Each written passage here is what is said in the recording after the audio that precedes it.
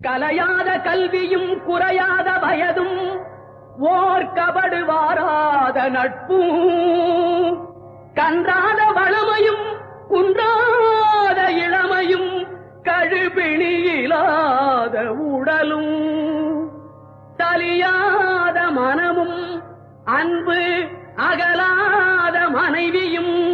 தவறாத சந்தானமும்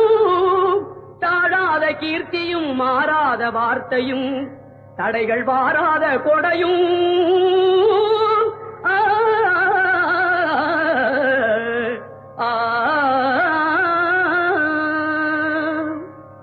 தொலையாத நிதியமும் கோணாத கோலும் ஒரு துன்பமில்லாத வாழ்வும் குய்யனின் பாதத்தில்